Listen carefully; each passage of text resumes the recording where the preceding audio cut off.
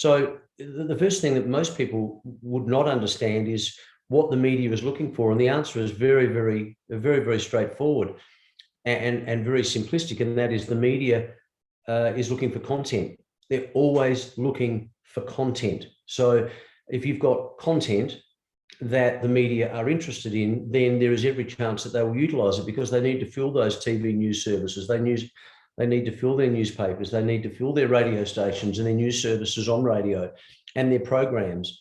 And podcasts need to have guests to talk about products and services and their business and people's views. So it's important you understand that the media are wanting content. And then the second step is very important as well. And we haven't got to the media release, but the second step is then identifying story ideas, Rose, within your business that the media would be interested in.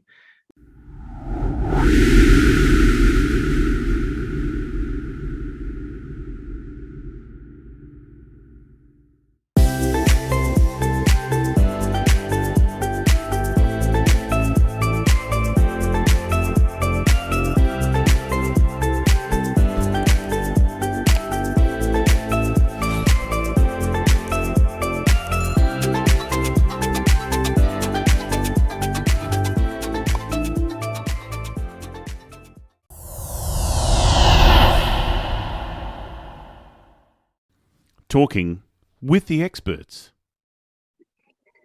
Hello and welcome to Talking with the Experts. My name's Rose Davidson from rosedavidson.com, and Talking with the Experts is about all things business by business owners for business owners, and you can find it on all good podcasting streaming platforms and on YouTube. And I would love it if you could go to my YouTube channel and click on the subscribe button, and don't forget to ding the bell so you know when my videos are uploaded. And it is my very great pleasure to introduce you to Mark Aiston. Mark and I have known each other for a little while, and Mark was a sports journalist back in the day, and he's been in the media business since about 1980, and he's currently working at a radio station in Adelaide in South Australia. And Mark had a bit of a change in fortune about 2 years ago, and because of he mental illness, and now he's a great advocate for mental illness and gives talks all around the place and interviews about how people can help themselves and to don't get into drugs and alcohol, basically. So he's been to a lot of footy clubs and talking to the boys and girls about a clean life rather than a dirty life. Anyway, welcome, Mark, and it is my pleasure, and thank you so much for joining me. It's a pleasure, Rose. Good to see you again. And you. Now, I don't know what's happening, and nothing's going on, but it says it's recording, so I'm hoping all's good.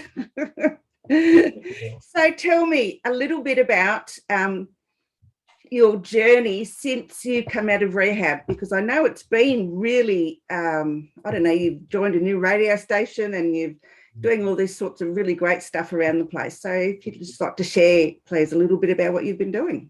Yeah, of course, Rose. It was about just on 2.5 years ago. I was in rehab.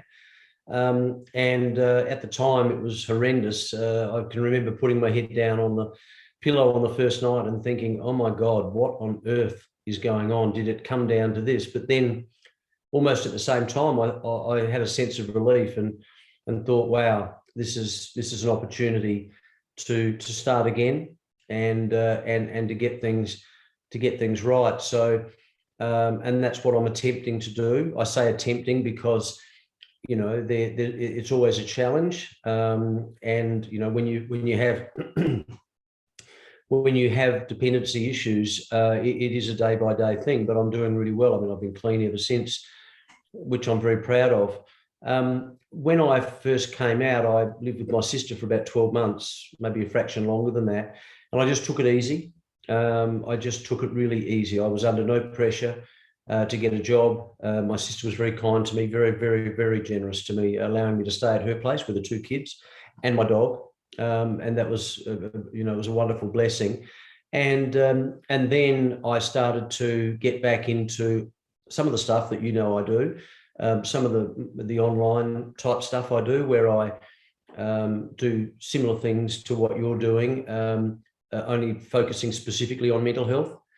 And so I started re-recording my podcast, which I'd started prior to going into rehab, which was called The Mental Health Show. And I love doing that, Rose, because it sounds a bit selfish, but obviously I do it so that other people are aware of what's going on and how to help other people, but it also helps me. So I've continued that on all the way through from about 12 odd months ago. And then I started doing a little bit of on-air radio for 5AA over Christmas, which was a blessing because I was working for them prior, and I was very grateful for them to give me the opportunity to go back. Then I started upping the ante with a couple of my online courses, and so I focused because prior to going to rehab, I had a lot of difficulty focusing, and I had an issue with procrastination. So overcoming that gradually, I was able to really focus on my courses and put those together, and then put them up online, and then obviously promote them. So that was another part of what I did. I was keeping myself as fit as I possibly could. And just recently, I started working at Radio Italia Uno, which is an Italian radio station, although we're bilingual, as the general manager. So I've been there for two and a bit months, and that's been a challenge. It's certainly different to being on air, because you're dealing in management and dealing with people and having to keep everyone happy and understanding how managers feel about that and how difficult that can be. So I'm currently doing that, and still talking to people about mental health and addiction. As I said, I enjoy that immensely, and putting more work into my online courses. So that's where I'm at the moment, and it is one day at a time. There's no doubt about it, but I'm certainly 500% further down that wonderful track compared to where I was in that deep dark hole about 2.5 years ago. Yeah, I know. Well, I've been following your journey for, since just before you went to rehab. So we'd met in a cafe. I don't even remember if you remember that. But I do. Yeah, I do. Yeah. And then I've just I'd followed you on the radio, of course, but after meeting you in person, I followed you a bit more closely. So anyway, and I've actually taken up your course, and I'm almost finished it. So that's the 6th step to writing a media release. Yes, that's the one of them, and it's really engaging. It's actually, I love the videos. I love it. It's so good.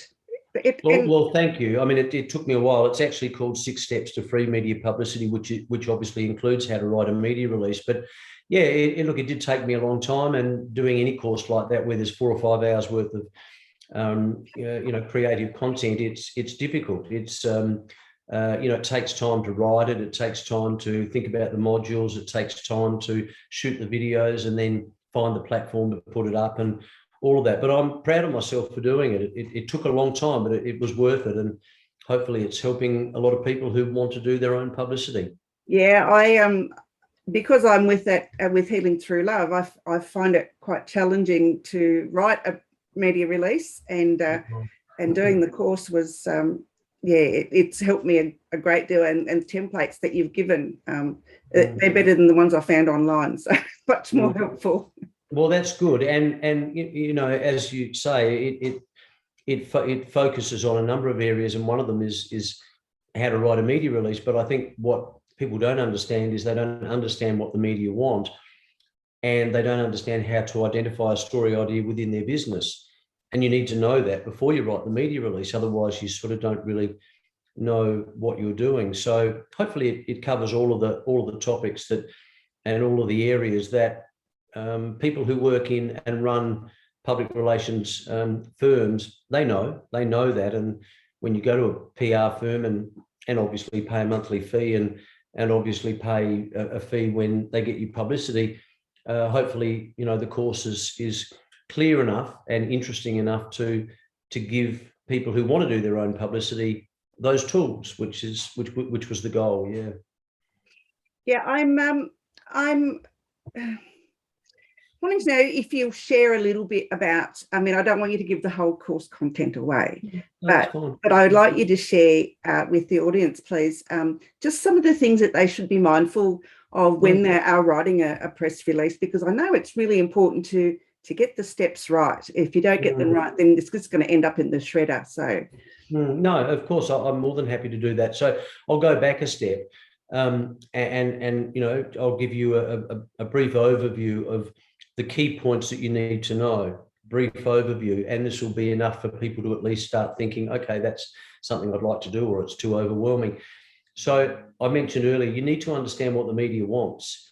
And the media at the moment, because they're so busy and because there's so much media out there, there's 24-hour news services. There's a news service in the morning, or there's Today, and there's Sunrise, and there's the ABC has a breakfast show, and then there's a lunchtime news service, and then there's the 6 o'clock, and then there's the evening, and there's newspapers and publications, and obviously a whole lot of radio stations, and indeed podcasts, and indeed what we're doing here. Source bottles are a huge place to be putting out your media releases.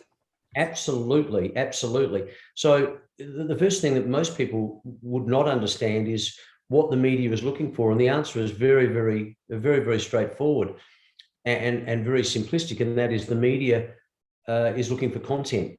They're always looking for content. So if you've got content that the media are interested in, then there is every chance that they will utilize it, because they need to fill those TV news services. They need to fill their newspapers. They need to fill their radio stations and their news services on radio and their programs. And podcasts need to have guests to talk about products and services and their business and people's views. So it's important you understand that the media are wanting content. And then the second step is very important as well. And we haven't got to the media release, but the second step is then identifying story ideas, Rose, within your business that the media would be interested in. Now, with respect, most people would have no clue. They would have no clue. So I'll give you an example. Let's say, for example, you're a veterinarian, and let's say you want to start to develop a bit of a relationship with the media and get in the media, and you want to do that at no cost. In other words, you don't want to buy commercials. You want to just become an expert, or you want to start to build that journey where eventually the media start coming to you if there's a story about a dog or a virus or a cat issue or whatever it might be. And so if you're a veterinarian and there, for example, is let's say you're based in Adelaide, let's say there's a virus that's broken out in Tasmania, for example. Now, as a veterinarian, you should be aware of that. You should be aware of what's going on, certainly in your region and certainly in your country.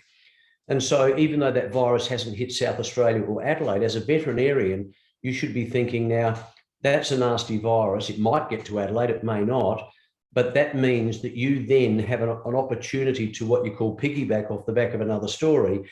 And then, and I'll say this simplistically, and then I'll just run through some of the key points of how to write a proper media release. You would then write a media release saying how concerned you are about that virus. And what you would do is you would say, if it does come here, here are 3 things you need to look out for, 3 symptoms you need to look out for with your dog to ensure that he or she hasn't got it, or if one of those symptoms occur, then there's every chance they may have it, which means you need to take them to the vet.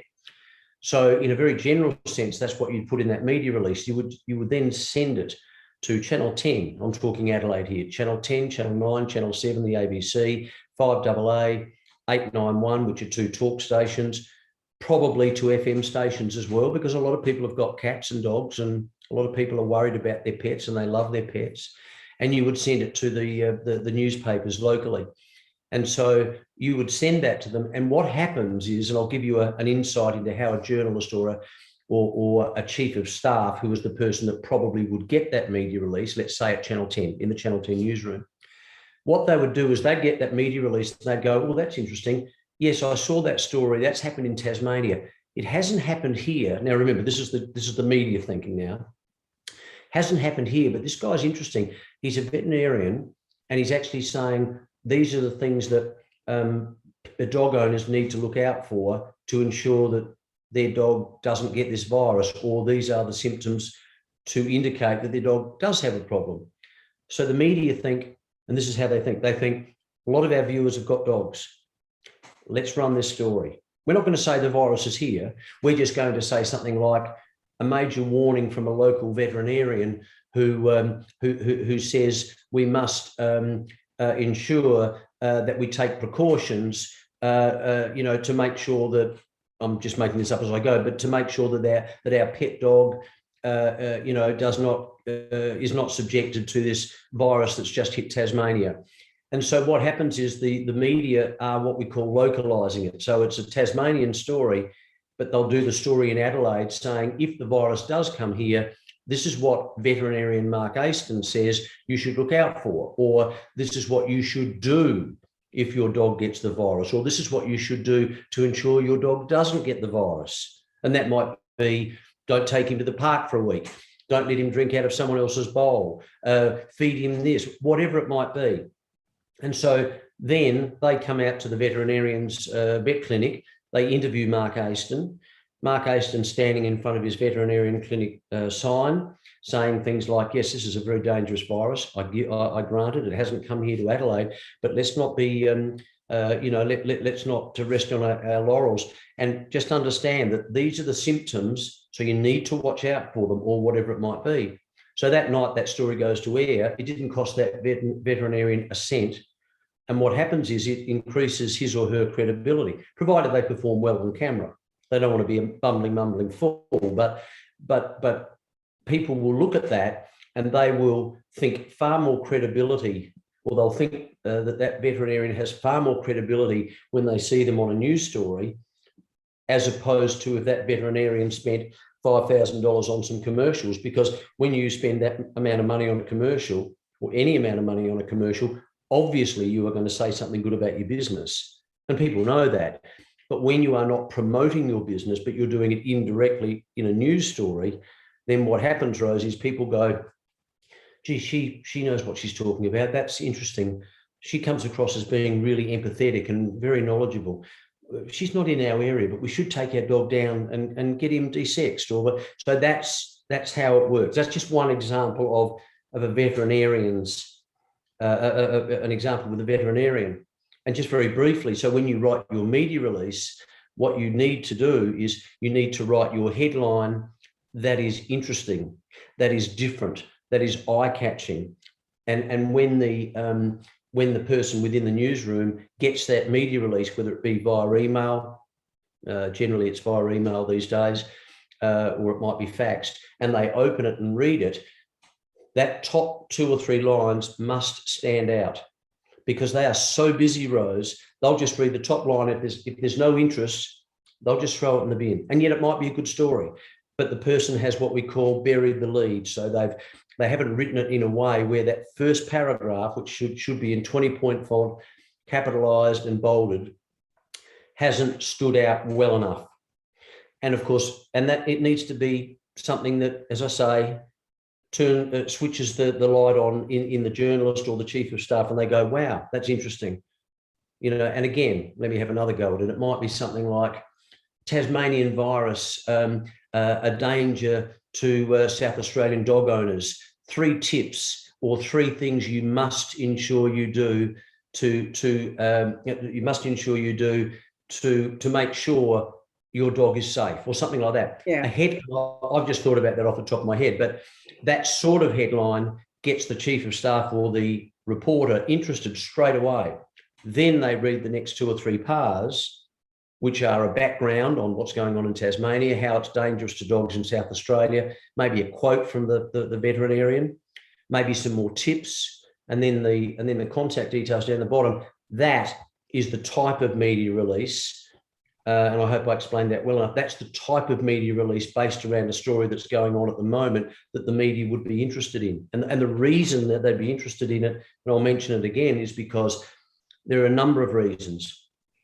The first one is, if it's a TV news service, they're thinking, a lot of our viewers, I mentioned this earlier, a lot of our viewers have dogs.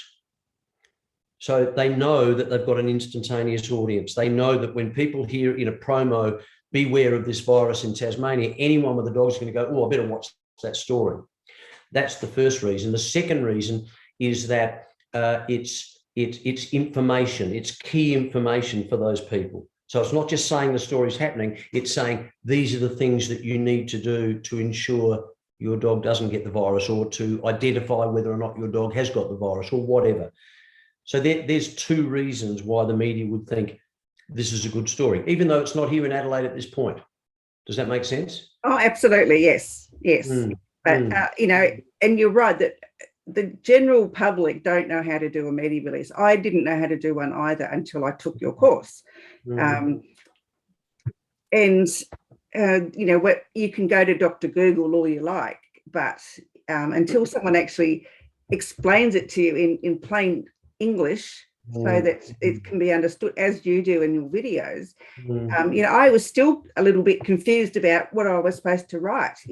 Some say you're supposed to do this and some say you do that, but you've been in the media for like 30 years or something. You've got to know what they want. And well, that's right. And it makes it more credible. I think that coming from somebody who's been in the media and has looked at press releases from football clubs or whatever, you would know what you were looking for. So you'd know what the general journalist populace would be looking for. And sometimes there's no news angle, which means it's not a story. Sometimes they've buried the lead. In other words, as I explained earlier, I didn't explain exactly what that was. Sometimes they've buried the main point down the bottom of the media release. And politicians and governments do that. If there's a major issue, what they'll do is they'll bury that so that when the media sees that media release, if they don't get down to the bottom bit, they might miss it out. Does that make sense? You know what I mean? Like if it's bad news, but you don't want to do that if you're trying to promote a story. You want to, and maybe just to be even clearer, hopefully, let's say you're a financial advisor and you want to start getting yourself in the media. You want to be seen as an expert. You want to be, you want to be the go-to person if there's a financial story that's occurring. You want the media to ring you, and that'll eventually happen, but you've got to go to them first. So let's say, for example, there's an interest rate rise for the first time next month. You can sit back in your office as a financial advisor and just sit there and hope the media will ring you, or you can send a media release out and you can put your spin on that, send it to the organisations. And again, admittedly, and we go through it in the course, you need to know where to send it. And obviously that varies depending on the state and the country you're in, but that's just research. You just need to find those email addresses.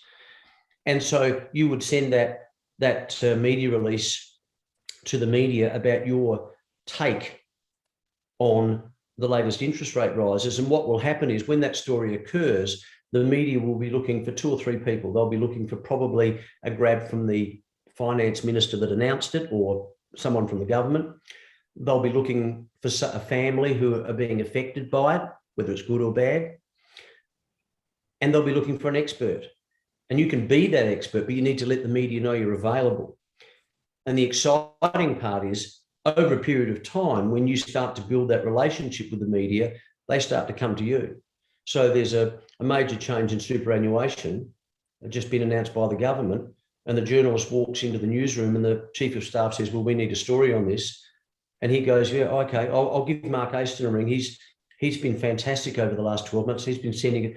So they start to come to you. And then that's when you become the go-to person. Sometimes you can get a story once every 2 weeks. It's just free publicity, Rose. That's exactly right. And that's what a business owner wants. They want the free publicity and free advertising for their business, but they're still giving information out that's factual. Well, that's right. And it has to be factual information. It's no good fluffing it up and embellishing the truth, as some people do. That's a really good point, Rose. And also, to take that a step further, it just can't be an advertisement for your business. No. You've got to give something, because what happens is you get the advertisement for your business indirectly when you're on camera, when your name is, Mark Aiston, Aiston's Veterinary Clinic, and with what you're saying, or if you're lucky enough, and this is even better, if you're lucky enough to, well, not lucky enough, but if a radio station rings you and says, look, we'd like you to come into the studio, we want to talk to you about this issue, and you're in there for half an hour taking calls. I mean, that's just half an hour of precious free publicity. And again, provided you, and we cover it in the course, but provided you're prepared for that and you know what you're talking about, which you should, then it's just free publicity. It doesn't cost you a cent. That's right. Even if you get no customers out of it, or if you get no clients out of it, or make nothing out of it, you haven't lost anything. Nothing. You haven't lost it. You haven't lost a cent. Yeah. It's just a bit of time. But after a while, when you become that go-to person, you'd be surprised at how many, oh, there's Mark Aiston, oh, he's the local veterinarian there. He's walking down the street, or, oh, who's that guy talking on the radio? I know that. But, oh, that's Mark Aiston. That's the veterinarian that they always interview. He's really good. That's awareness, brand awareness. It's brilliant. Absolutely, yeah. And I mean, free publicity is better than no publicity, that's for sure.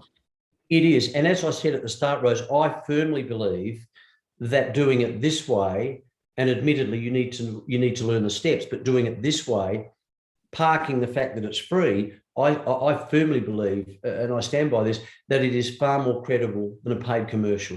Because a paid commercial, as I said earlier, clearly is going to say, Mark Aiston's veterinarian, the best in the state, looking after dogs for 30 years, credibility, wonderful care. Obviously those things are going to be said, but they're not said when you're on TV doing a story about it, but it's that inferred credibility. Yeah, exactly. And I think that's more valuable. Yeah, it is. All right, Mark, I know you haven't written any books yet, but you do have a podcast. So if you could just tell everybody what it is? Yeah, sure. Well, it's brilliantly named, Rose. It's called The Mental Health Show. I mean, really, I'm so creative, really. The Mental Health Show. Who would have thought? And I've been doing that now on and off for about 2.5 years. And I just enjoy interviewing people who have had lived experience or have been through tough times and have got through them, how they've got through them. And also obviously people who are, perhaps involved in the mental health industry. So I enjoy doing that. It's just called The Mental Health Show, and it's on the Ozcast network. Beautiful. I think it's really important that there are shows like yours, especially now, since the pandemic's come around, because there are a lot of people who, have been in lockdown for weeks and weeks and weeks, and I'm sure their mental health is really suffering. And I think that's a major issue, Rose. I think that's a discussion for another time, but I think that's a major issue. Yeah, it is. It's a huge issue. Anyway, so where can people find you and your course? Oh, okay. Well, thank you. It's just simply 6 steps. The number 6 steps to freemediapublicity.com.au. And there's a heap of information on the front page. And there's another couple of pages here. There's a contact page and a page about me, a little bit of detail about me. And if you just go into the website, 6 steps to free media publicity. Perfect. Well, they'll be in the show notes anyway, but I just wanted you to remember it. Rose, thank you. You're welcome. And any final words? Well, as I said, my journey is a day-by-day journey, but it's important that you keep yourself as fit as possible. I know this all sounds very cliched and obvious, but it's also important that if you're unwell, that you talk to someone and someone you trust. In my case, it's my sister and my brother. But that's the message that I relay when I do talks. I don't get up on a soapbox and say, you mustn't do this, you mustn't do that. All I say is, if you do those things, this is where you could end up. If you don't do those things, and I know that's easy said than done, I know that, but then this path is so much better and more bright, and the joy of it. And I just leave you with maybe something as simple as this. Now that I'm so much more well, I appreciate things that I never really appreciated before. I drove a lovely car many years ago, and I had a significant job and 2 major jobs and earning a lot of money, and I had a beautiful house and a whole range of things. And I'd give those things up again to be well. So it's the little things that are really important. Just my dog, the fact that I've got a bed, the fact, I know it sounds corny, but the fact that I can, after this, put my head down on 2 pillows and I know they're clean, and I know that I've got clean sheets, the fact that I've got a roof over my head, those things are sometimes are forgotten when we get, on that treadmill of life. I agree. It's a wake up every morning and be grateful for what you have, and Yeah. and don't stress the little stuff, because Yeah. it's not worth your health.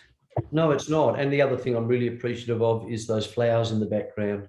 They're beautiful. Who gave them to you? Well, I'm jealous now. they're actually not real. Oh, they're beautiful though. They're actually not real, but they're really good. I just have to keep cleaning them, that's all. Aren't they beautiful? They are beautiful, yes. I thought they were real. They're gorgeous. No, and this is, I know this is getting completely out of hand, but before we go, that's my father passed away 10 years ago. Yes. He was a champion runner. Yes. And that's when he won his title in about 1964. And I've got to hang that up in the wall because I miss him. Good on you, Keith. All right. How did you know it was Keith? I know lots of things. Well, for heaven's sake, wow. Are you psychic? All right, Mark. It's been an absolute pleasure. Don't go anywhere. I want to talk to you after we've finished here. But thank you so much for joining me. And look, anyone, go and do Mark's PR course, because you'll gain so much out of it. And if you want free publicity, learn to write your own media releases. Anyway, thanks a lot, Mark. Thank you, Rose. Appreciate it.